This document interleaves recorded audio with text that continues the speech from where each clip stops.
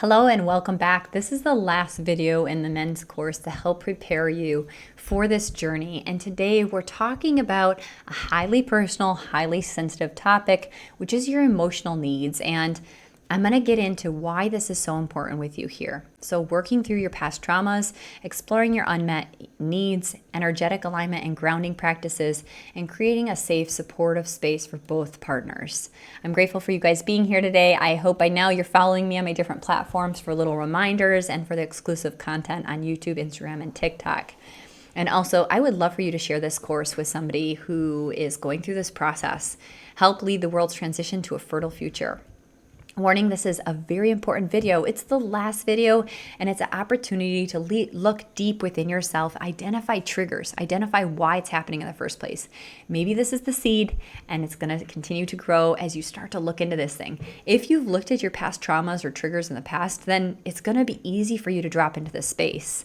Watch this entire video. Don't skip it or fast forward. Go through it. Allow yourself to learn something from this.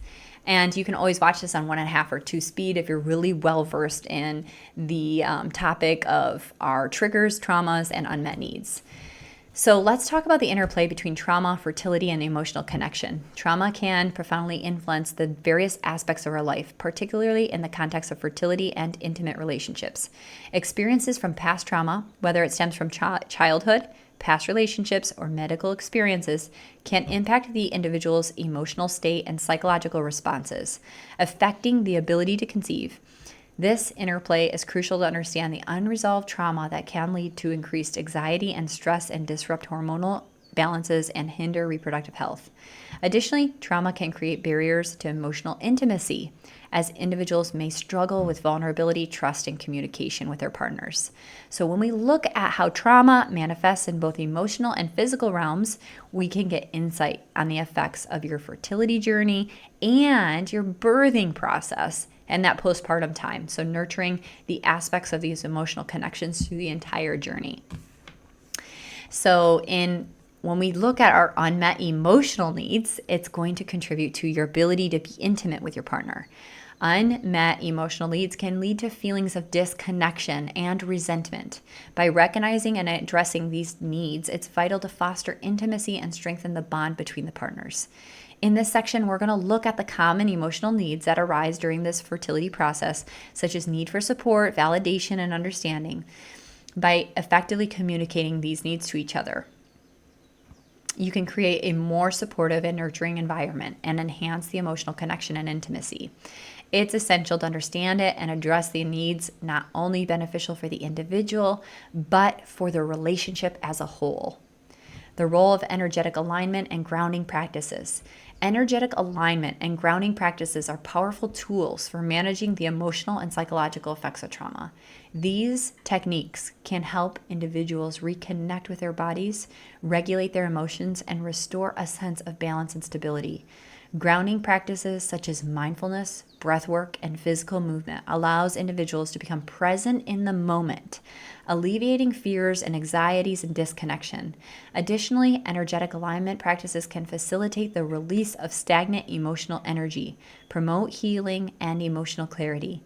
This section will delve into the various practices that couples can adopt to enhance their energetic alignment and foster a deep connection with each other.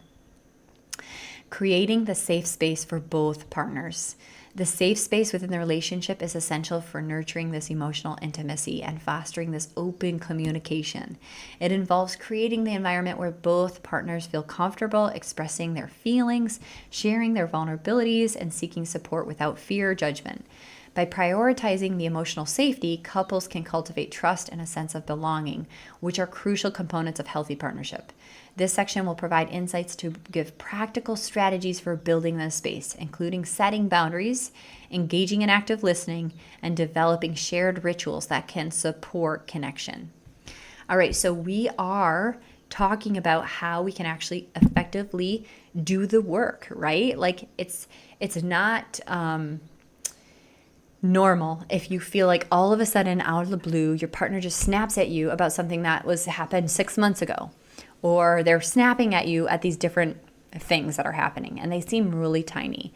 So when we look at our triggers, when we look at what is happening or the repeat of those triggers, kind of like when we talked about journaling and your self-care practices, we can see where it stems from. And most of these things actually stem back to when we were a child, when we didn't have this bucket of emotional things that we needed to feel like a human, right? And to emotionally and intellectually move on. So when somebody isn't cared for in this way, they basically just like stop, freeze, and then our universe is amazing and it keeps giving us opportunities to grow. So when I'm talking about energy, energetic alignment, I want you to think about, if this is all new to you, I want you to think about how Wi-Fi, we can't see it, we don't feel it, but there's a Wi-Fi powering things and allowing us to search on a globe, on a connection platform for questions and answers and play music and all these things, okay? So if that's real and you use Wi-Fi or you use the internet and you use things that you can't see, then I want you to trust that energy, although we can't see it, we can feel it. And there is an impact of what your energy is bringing. And so if your energy is bringing like this, like fierce, anger, feistiness, or blocked, stagnant, these emotions, they're stored in your body. And so when we're brave enough to go into our traumas, when we're brave enough to look at our unmet emotional needs, we actually can heal that relationship so we don't keep pulling in that baggage, this block energy into the current relationship. All right, so the purpose and goal for this discussion is to actually give you strategies to overcome the different areas of trauma in your life, and so you can move forward in your relationship in a different way. So if you're still looking to conceive and there's been blockages or this process has taken longer, then it's important to look into, why is there like a block in the sacral chakra for either both of you, or why is there no connection here working? Are there some underlying fears? I can tell you, as soon as I start working with couples, it comes up almost every time. The woman's like, I am not sure I actually want to be a mother, because that means that I can't just sleep in. I don't get to read my books when I want to. Also, her relationship with her mother may not have been good. She might not have ever felt accepted, even when womb, if she was like a surprise baby. And so her body's going into the freeze state. Okay. And so we're just allowing ourselves to be curious about some of the subconscious thoughts that are now in us, right? They're actually like kind of like making us make decisions in a way that we're not conscious of. We don't know why we snap every time we have this conversation, right? So when we look at the emotional and physiological effects of the past trauma, you can work towards healing this and establishing a stronger foundation. This may involve therapeutic options and engaging in these open communication patterns. Just being curious about like how or why am I always triggered by this is really a big deal. And it emphasizes the impact of your emotional well-being. So when you're in a partnership and you're effectively communicating and you know your traumas and they know it, you have this understanding and you can address each other's emotional needs in a way that is supportive. And you can actually enhance your emotional connection by having these discussions. It reinforces that the idea of your emotional health is not just beneficial for you, but also the partnership and also your children's well-being. So all around, it's going to help in this realm of pregnancy, fertility, if you're trying to conceive yet, and in the postpartum time. When you've done the work to work through this, then you're setting yourself up for success and not having to go into these deep spaces, dark spaces, when you're cracked wide open and you're really vulnerable. So working through past trauma. Trauma can impact your hormonal balance and your reproductive health. So because trauma is like stress response, and it's triggered by different areas in your life where you have unanswered questions, the body releases the hormones, cortisol and adrenaline, and elevated levels of these disrupt the normal function of the hypothalamic pituitary gonadal axis, which regulates reproductive hormones like estrogen and progesterone. This can disrupt irregular menstrual cycles and the ovulatory dysfunction, and even lead to conditions like PCOS. Chronic stress and trauma can contribute to inflammation and other psychological changes that negatively impact fertility. Understanding these connections can empower you to take steps towards healing and setting yourself up for success. The psychological impacts of trauma on fertility. So if you're trying to conceive and there's been a lag in this time, this psychological impact of the trauma can manifest when it comes to your fertility and your journey to conceive. So many individuals can experience anxiety and depression and post-traumatic stress as a result of the traumatic experiences. And these conditions lead to intrusive thoughts about conception, heightened fears around pregnancy and parenting, and a sense of lost control over the body and their reproductive choices. These psychological burdens create this cycle of stress and emotional turmoil that complicates fertility. It's essential to recognize these effects as they can significantly impact the individual's ability to engage in the process of trying to conceive and maintain emotional well-being throughout the journey. And recognizing the trauma response in context to try to conceive. Individuals can exhibit various trauma experiences when navigating through the fertility journey, which can impact their emotional and physical well-being. The responses can include avoidance behaviors, hypervigilance, emotional numbing, all which create barriers to intimacy and connection with a partner. Recognizing these responses is crucial for understanding the past traumas and influences and looking at the current time. For example, if a partner may feel emotionally distant or disengaged, it could be a defense mechanism rooted in the past trauma rather than a reflection of their feelings towards the relationship. So looking at these responses, the couples can approach the fertility process with greater empathy and support for each other. In supporting one of my clients on this journey, it was such a continuous reminder for both of them of what was actually coming between them. If they both weren't in alignment, there was a part of the mother's belief that felt like she was doing all the things by herself, or the process or the guilt or the shame she was carrying because she wasn't getting pregnant right away was only her fault. And she felt like she was carrying the load of the stress. And once I had her open the discussion with her partner about how badly she wanted this baby, how she felt like she was the only one doing anything, how she felt lonely on the journey, how she felt like she was using this baby or conception or pregnancy as a chance to have more quality time with her partner, allowed her a chance to actually voice her needs and actually work on these areas with her partner. And once they were able to come together and actually work on their communication and talk now better together, they then decided, okay, now our relationship is much better. Now we're taking time for each other. Now we have more emotional intimacy in this relationship. Now, do we want to go to the next step and still try to conceive? Is a baby still in our plan? And her partner showed up and said, I absolutely want this baby. I'm so sorry you felt lonely in this process. I want to be here for you. And how can I better be here for you? So he started to integrate and be a part of tracking her menstrual cycle, literally showing and doing the work. He has his own chart, taking the time to write down. He's going through the steps too. He's understanding where she's at in her cycle and taking the steps to be an active part in conception. Changed her whole outlook. She felt so much more safe. And her feeling more safe and aligned, she actually was able to shed 10 pounds without changing much in her diet, food, exercise, or routines at all. It was just the stress she was carrying. So recognize where the trauma or the unmet emotional need is playing a role in the relationship. So if there is unresolved trauma, it can result in this emotional distancing. And this is for both women and men. When one or more of the partners are feeling the effect of the past trauma, it can lead to misunderstandings, frustration, and isolation. The emotional triggers can arise in intimate moments and cause the partner to withdraw, react defensively. This emotional disconnect can create conflict and hinder the relationship. By recognizing the unresolved parts of ourselves, it allows both individuals to respond with a love and compassion and support instead of resentment.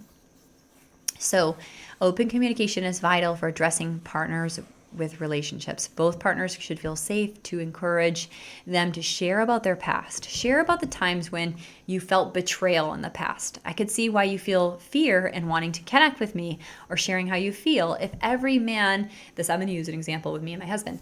In the past, like I didn't know I could share how I felt, and nobody really ever took the time to ask. And as a child, I was taught to only share the emotions of joy. Like it was like if it was anything besides joy, there was no place for it. I wasn't allowed to cry in public. I wasn't allowed, if I felt that way, then we would say, "What's wrong with you? Why don't you smile? Why don't you smile? Why don't you smile?" So I didn't even know that I had a chance or the ability to like share when I'm just kind of feeling stressed out or fatigued. I didn't know, or angry. I didn't know any of these emotions were safe. So in creating this of like sharing with my partner, sharing with my husband, like, I don't know, when you ask me to share these emotions, I feel like I need to keep them to myself because it's going to burden you, you know?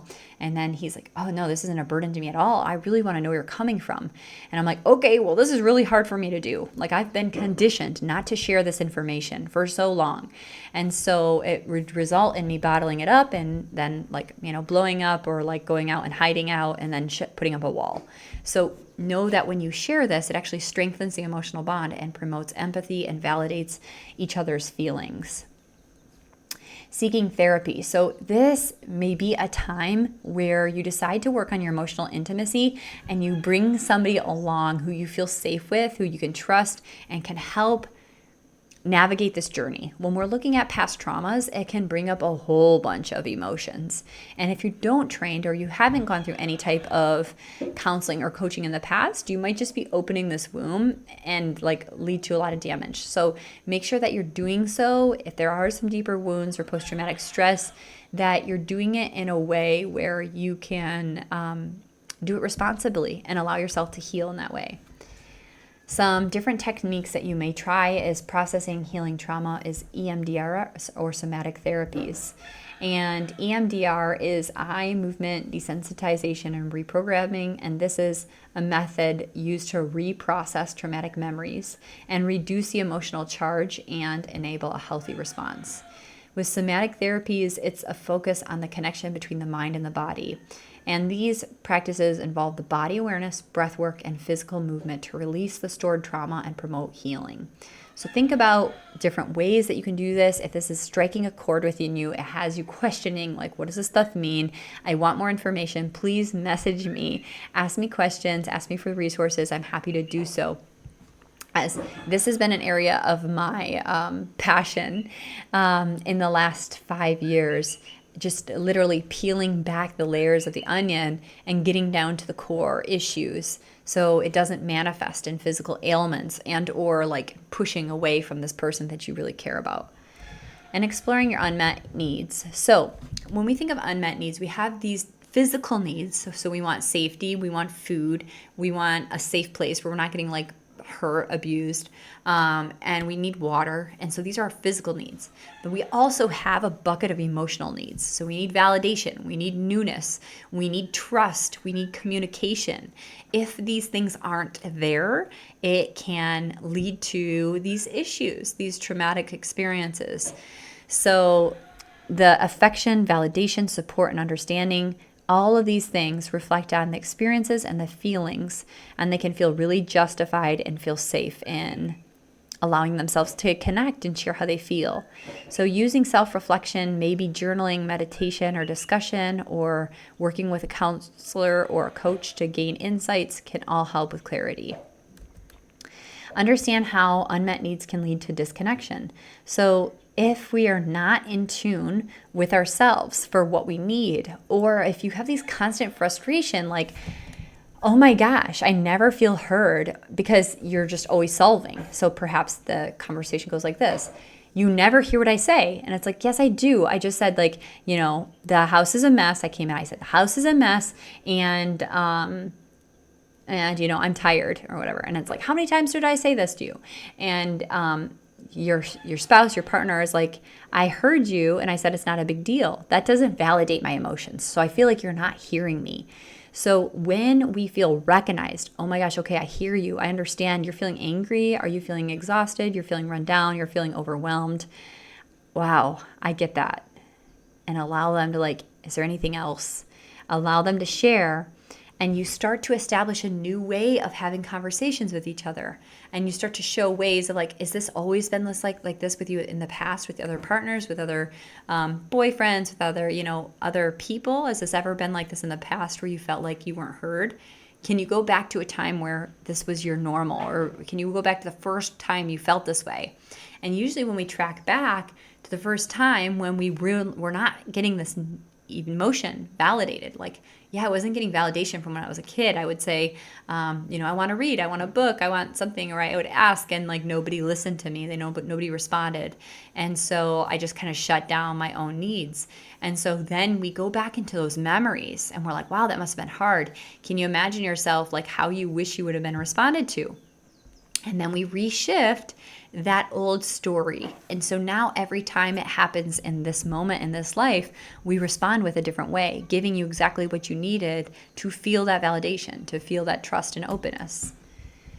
Common unmet needs in the context of fertility is support, so the desire to feel emotionally, physically, and practically supported during the challenges. Validation, the need for reassurance of the fear, anxiety, and uncertainty. Connection, a longing for intimacy and closeness, which may be hindered by the stress and the emotional toll of fertility struggles. And understanding, a need for the partner to empathize with the understanding and the unique experiences and the challenges associated with fertility and intimacy. Addressing the unmet needs is essential for fostering this resilient partnership. So communicating the needs efficiently. We are focusing so much on those I statements. So just asking the right questions. So how do you feel when, I don't take care of the trash? How does it make you feel when you cook meals every day? And it's like, well, honestly, I would really like for you to support me in the way of like providing me with a meal where I don't have to think about it. That would feel really nurturing to me. And then you guys are sharing how you're feeling, which is true.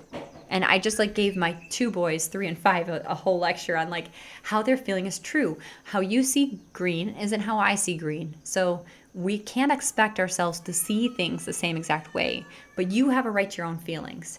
And so by allowing your partner to feel validated in their feelings, you can come forth together, bridging that together. And you're just repeating, I understand how that could make you feel upset. I would feel upset too.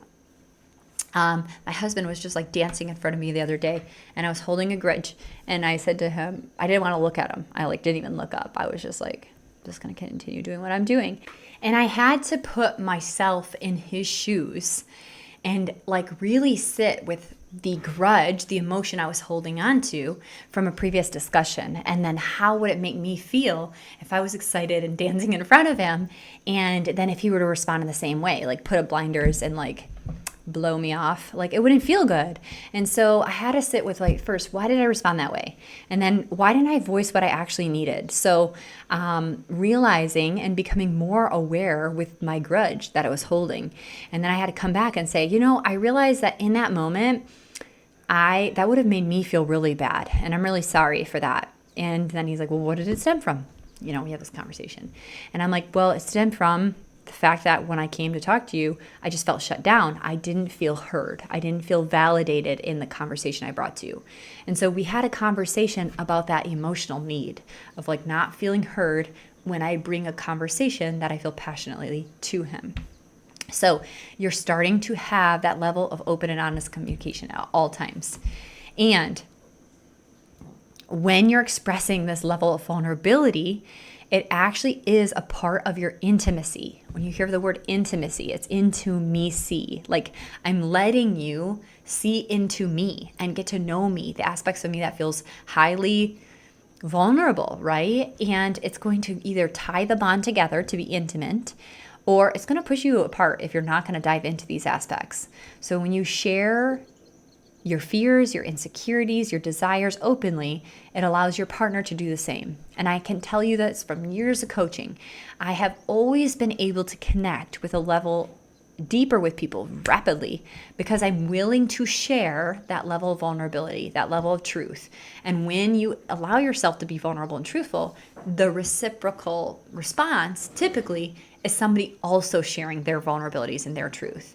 And this allows you to have a deeper bond and have more empathy and provide reassurance and create the safe space. And you're creating a new relationship, like you're creating new dynamics. Just because you started your relationship with maybe not great practices of communicating, maybe you interrupted each other, maybe you didn't validate, maybe you didn't stop and pause, doesn't mean that you can't start doing something new at this point in time. I can say that too. I have a client who is 77 years old and now is breaking the way he used to communicate with people because he knows it's worth it. He knows he doesn't want to keep repeating these same patterns of the past. He knows he wants some relief. He wants less stress in his life. So he needs to do the work. So at any point in time is a good time. The role of actively listening helps actually strengthen your intimacy. So when I feel like I can really tell you how I feel, when I feel that you're supportive of me, you're encouraging me, when I share with you how I feel, it is going to allow you to make even more intimate moments together. This is both emotionally, like we talked about in emotional intimacy, sexually, it's really a completely different game changer. And also, if you're already establishing this level of intimacy with your partner, they're definitely going to feel safe with you, especially entering into the birth portal and beyond, that they can always express and share themselves and also get their needs met. So building this emotional safety and security through vulnerability, it helps actually strengthening your intimacy. This process can involve setting boundaries, respecting each other's emotional processes, providing reassurance during the times of stress. And when partners feel that safety to share their fears and dreams and insecurities, they foster a level of trust that actually enhances their emotional bond. So engaging in these discussions help you feel more safe and supported. And engaging in these shared experiences helps deepen the connection. So when you engage in these activities together, like cooking and exercising and new hobbies, you're creating opportunities for meaningful interactions, and it strengthens the partnership. Additionally, when you create rituals unique to your relationship, like a weekly date night or monthly adventure, it can enhance your sense of togetherness and intimacy. These shared experiences allow partners to create joyful memories together and deepen their emotional connection. So for me, who feels like I was like really hard or scared or fearful to like dive into emotional conversations, if my husband first took me for an activity, like let's go play disc golf, and I'm like, oh, sounds good. And then after we did disc golf, then he was like, how do you feel about this? I was so much more relaxed and open to like actually share how I was feeling. And that was like always been my way of like first stepping in, like dipping my toe, and then being able to jump in and feel confident and safe. So doing a hobby together can really help open that door. And then incorporating practices that foster intimacy. So it can be quality time together, regular date nights, conversations, allowing yourself to set time aside from technology and have these heartfelt discussions. These activities promote physical closeness. You can also do dancing, cuddling, exploring mindfulness and meditation. It will enhance your emotional awareness. And having this as a regular routine, you're starting to nurture an environment that fosters the relationship. And I can tell you now, with a 1, 3, 5-year-old, my children can feel the energy of when my husband and I are resonating and we're in great alignment and when we're not. One of them is complete chaos for the children. And everybody, I should say, we're all losing our minds. And then when we're physically together, when we're in alignment, when we're great communicators, the household is so chill. It's so peaceful. The kids play together well. And you're like, what is the difference? It's that vibration that I talked to you about, right? All right, so the energetic alignment, which is where we're going, and grounding practices. So the concept of energy in your emotional health and well-being. The idea of energy as a vital component of emotional health and physical health has roots in various holistic and alternative healing traditions. It suggests that everything in the universe, including human beings, is composed of energy that flows and interacts continuously. This flow of energy influences our emotions, physical health, and overall well-being. When individuals experience harmony and alignment with their energetic selves, they report the feelings of balance, peace, and vitality. Conversely, disruptions or blockages in this energy flow can manifest as physical ailments, emotional instability, and a sense of disconnection from yourself and others. Understand this concept can empower you to take proactive steps towards maintaining energetic alignment in your overall health. Trauma can actually disrupt this energetic balance. So, and your physical and emotional well-being. Traumatic experience create energy blockages, causing feelings of heaviness, stagnation, disconnection, fatigue. These disruptions can manifest as chronic stress, anxiety, or physical symptoms like pain and fatigue. Additionally, unresolved trauma may cause individuals to disassociate or numb their feelings and distract themselves from their energetic state. So, realizing how trauma can play an effect on your energy helps you identify areas that require some attention and healing, and encourage you to seek some practices that can help you restore this balance. So, if you're somebody that's like, I get chronic headaches, this is something that your body is telling you you're holding on to something. There's an emotional blockage. Or for me, I had chest pain. And I would get chest pain, and I was like, oh, this is so interesting. Like, I'm a relatively, like, I would say that I'm actually really healthy human, like the way I eat, exercise, take care of myself, but I would like highly hold on to stress. Like, I wasn't allowed to voice my things, I didn't think, is what I was taught. And so it would just be like I was guarding my heart. I didn't want to like be emotional. I didn't want to share with people how I was actually feeling. I thought like my ego was kind of in the way, and I didn't want to like say to anybody I didn't have it all together. And all these things are like kind of compounding, or like times in my relationship where I felt like not heard, not validated, and or like frustrated by things, and I just kind of stuffed it down. So anyways, I'd feel like this guarding on my heart. So it actually will manifest. Like when we're stashing these emotions, it got to go somewhere. And the body, there's a beautiful book, The Body Keeps the Score, and it talks about how our emotions, our trauma is stored in the body. So some grounding practices you can start to try out is breath work and mindfulness, and reconnecting to the present moment. So just working with being. You remember the 5, 4, 3, 2, 1 as we navigate and go through our senses, or doing the breath exercises. The deep diaphragmatic breath helps you center back to the mind and the body. Or just being mindful of the present moment. So just allowing your thoughts to come and go. No judgment. There's no plan. You're not doing anything. You're just being. It's an amazing practice, and it's going to take practice. Exercises to release the pent-up energy can include yoga or nature walks. Literally going barefoot on the earth will take away the energy. You have to think, we are like absorbing all these like Bluetooth connections, cell towers, all these like energy. It's insane. That's messing with our energy. So just allowing yourself to ground, be on the earth, have your feet, your body in connection with the earth is so helpful for grounding. And using your physical activity, like going out for a hike, doing some yoga, combining that breath with the body, the posture, stilling the mind, helps you release the tension and the stress. Yoga also has the benefit of enhancing your flexibility and strength, and so that's also going to contribute to your physical and emotional well-being. And then spending time in nature helps you ground and engage with your senses. So mindfully walking, like literally feeling the earth beneath your feet, the sand in your toes. Like if you reflect on some of the times that you were the most calm, I cannot tell you how many people will say to me, the most calming night ever would be like me walking on the beach without my shoes on, like barefoot, or me barefoot in the grass. That's because you are connected to the energy within your body, like the chi, your life force energy. And you know that any of your energy that wasn't yours, you're actually like releasing and allowing the earth to carry that. And so it helps ground you. And so it helps with restoring your energy levels and also finding that calmness again. Go figure, right? So practice that. Just do it together with your partner. And maybe if you're having a really challenging discussion, planning to have the discussion when you're out in nature, when you're able to ground your energy, when you're able to work through it, it's much more calming, less stressful on both of you. And then think about how you can integrate these different grounding practices in your daily routines. This is going to help with your emotional regulation and your energetic alignment. Once you have a consistent practice, such as a morning breath work, a mindfulness and meditation, or an evening yoga, you can have the sense of structure and stability in your day. And when you prioritize these practices, you can manage your stress better and cultivate the resilience to face challenges in your life.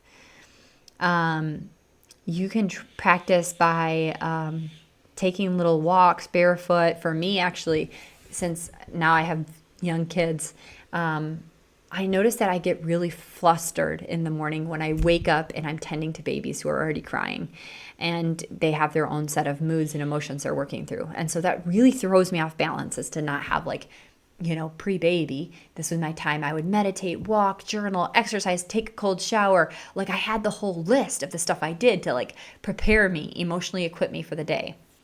And that no longer is my routine with these young babies. So like my moment before they get up, even if they're crying, I just take a moment, I step outside, I go to the earth. Put my feet in the grass. I take a deep breath under the stars. I just say thank you for this day. Like that is sometimes all that I need, just a couple minutes. And then I allow myself to come in. But I know that I did something for a moment. It literally can be less than 60 seconds to take care of myself, to like get grounded and set myself up for the day. And then I know I can return to the other practices when the time is right. So think about how you can incorporate it into your day. Maybe it's in the morning, maybe it's at night, maybe it's something like that. Then we have cleansing emotional energy. So this is a practice where you're releasing stagnant or negative energy that can be accumulated due to stress, trauma, or emotional experiences.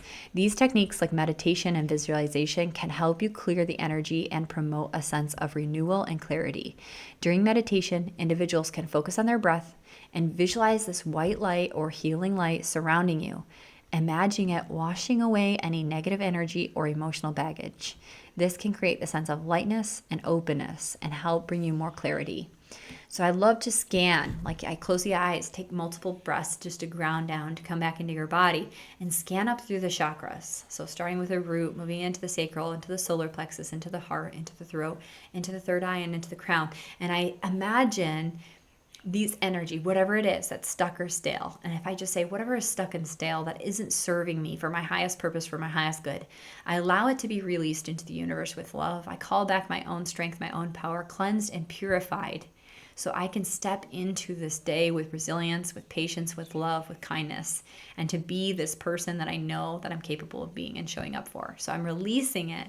I first allow myself to scan through the centers, and anywhere where I feel physical tension, I'll focus in on that area. I feel like extra physical tension, kind of like guarding my heart space. So like I'm working on physically opening up through the heart. Maybe I'll even do some exercises, camel pose, some type of yoga to help actually open up the space. So using visualization, yoga, meditations can all help with cleansing your energy. Other techniques can be sound or aromatherapy. Our senses carry information and it carries memory. So having positive association. So maybe when you're feeling stressed, you put on a sound bowl or you start to play the sound bowl. You may actually even like start to use the calming scents, lavender, and soothing your body. And every time your body smells the scent, it knows to relax. It knows it's safe. Every time your body hears the sound of the ringing bowls, you're able to drop in a little deeper. And it's like practice, like anything. You'll get better at relaxing and allowing yourself, even like sometimes I'm like, oh, I went right from like morning routine to kids to drop-offs to pickups to work, and I didn't really ever have a time to recharge. So sometimes I'll just pop in, like rub some lavender on me quick and like give me 2 minutes of sound bowl. Like give me 2 minutes, literally. And when I come back, I'm going to allow myself to have renewed energy. I'm going to give myself that tiny bitty break and then step back into it. So think about how you can create this ritual for your energetic alignment and using your senses to help ground you quicker and make this part of your memory that you can quickly recollect and get back into that place. Your personal ritual is personal to you. So whatever resonates with you. I love to assign different pieces of homework where we're like, okay, my homework from now until next week or now until the next video I see is to work on what meditation practices resonate with me. So there's a billion different meditations you could do. You could do a walking meditation. You could do seated. You could be laying guided. You could do it just stillness. You can do it with your senses. So just practice some different meditations. And when you find something that resonates with you, then add it into a ritual. Maybe you're going to bridge it. For me, I love doing my meditation post yoga, just getting that surge of movement, like allows myself to move energy before I come to calm, and it helps me focus my attention. Think of the different rituals that feel good to you, like lighting candles, setting your essential oils. Maybe this is something that you do at night. Like I'm going to light a candle, I'm going to get some essential oils on, and then I'm going to lay and do a sound bath, or I'm going to lay and do a meditation. And this is going to allow you to go into your sleep in a much more restful state. Creating the safe and supportive environment is so key for your relationship to express your thoughts, feelings, and vulnerabilities without judgment and reaction. It plays a critical role in fostering this trust and intimacy with a relationship. When both partners feel emotionally safe, you're more likely to engage in open communication and share your deepest concerns and explore sensitive topics, including past traumas, fears, and hopes. This sense of security allows for personal growth and collective healing, creating a solid foundation for lasting partnership. When we actually recognize and carve out time and space for our emotional safety, it encourages the couples to prioritize their emotional well-being and set the stage for a healthy, thriving relationship and family dynamics. Supportive environments can really enhance your intimacy and trust. As your connection deepens and you feel safe and accepted and valued, you're more likely to let your guard down and allow for yourself to be more vulnerable and more authentic in all your interactions.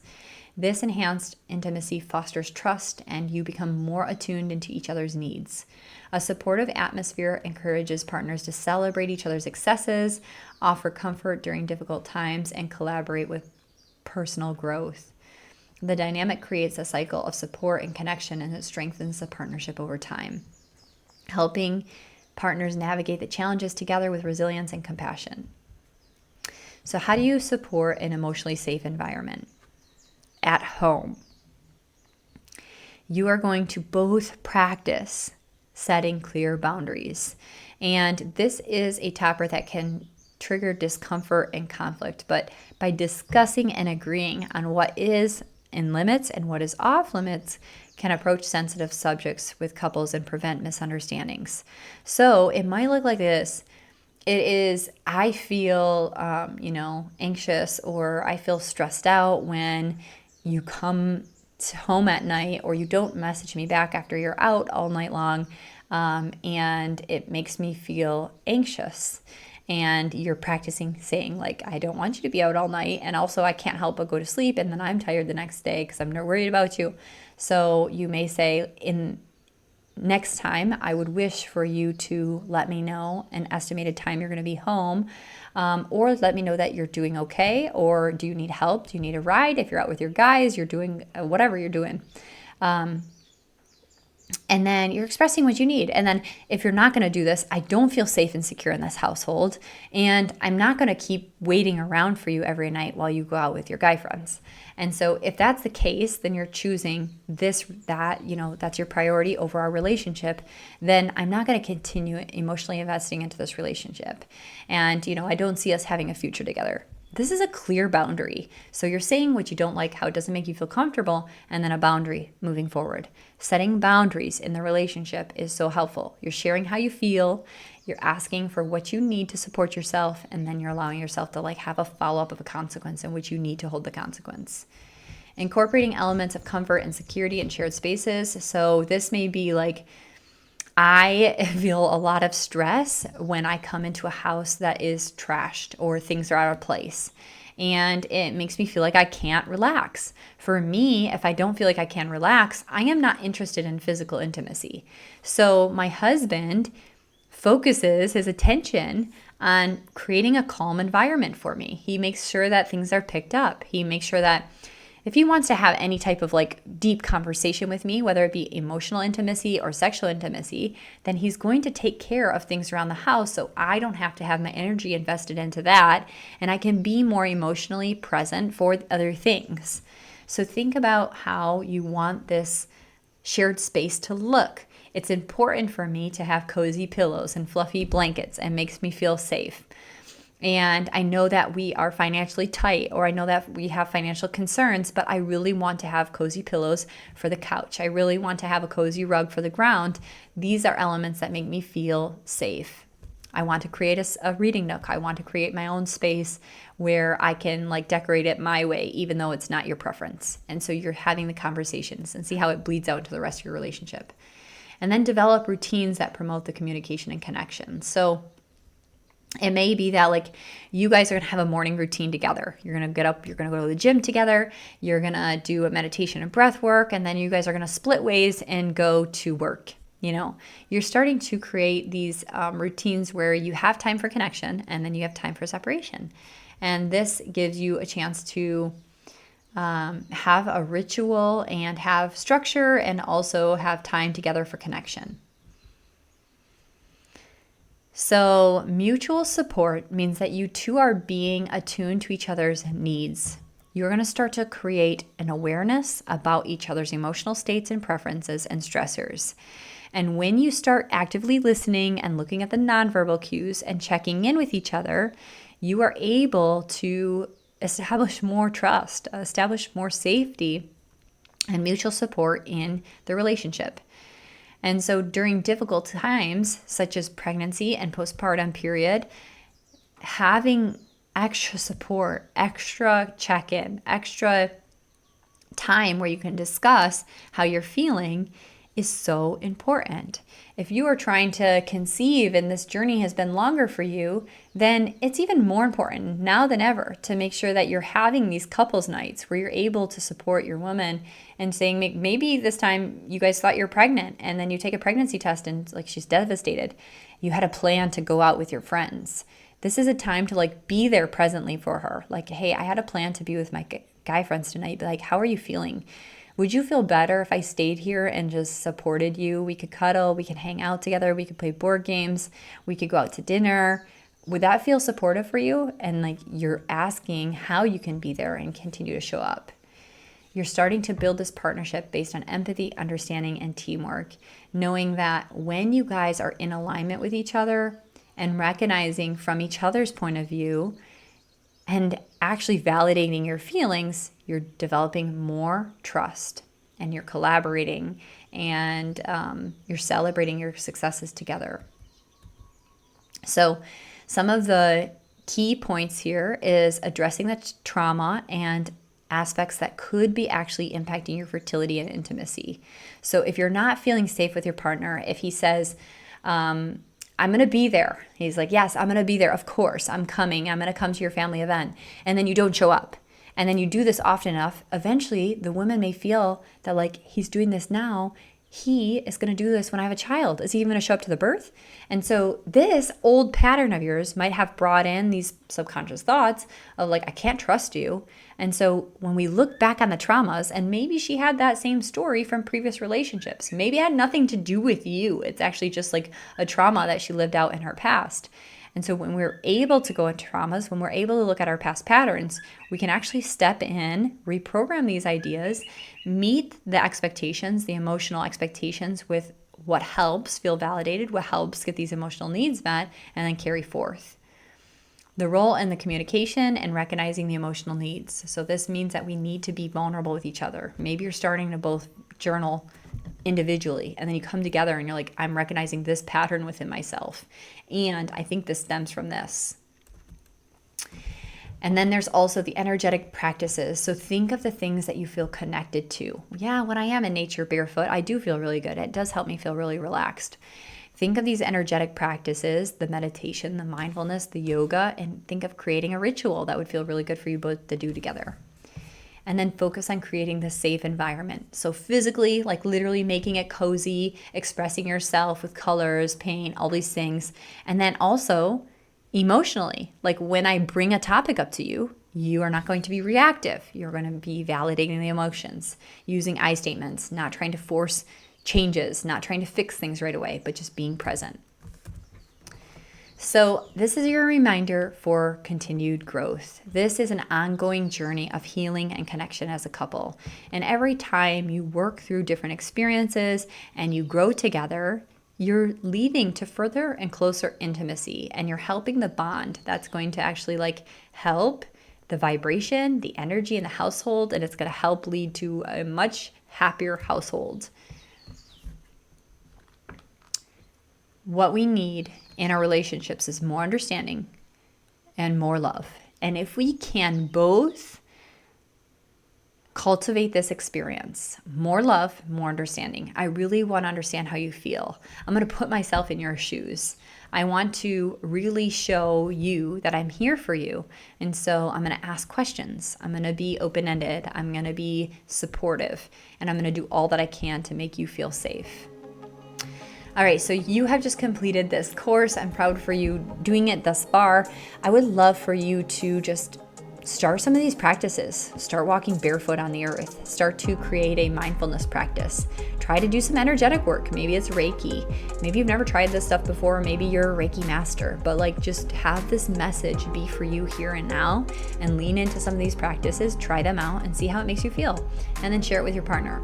If you're feeling bold and confident, I'd love to see you in the community. Just dropping a line, sharing what you learned from this course, sharing it with a friend, or jumping on for the live Q&As with the men and establishing that community and support where you guys can share your hardships, your good times, the bad times, the wins, the challenges, and have it be the men a soundboard for each other to hold space for each other, because that's really important in establishing connection as these areas of life where men are not always considered or supported feel that support.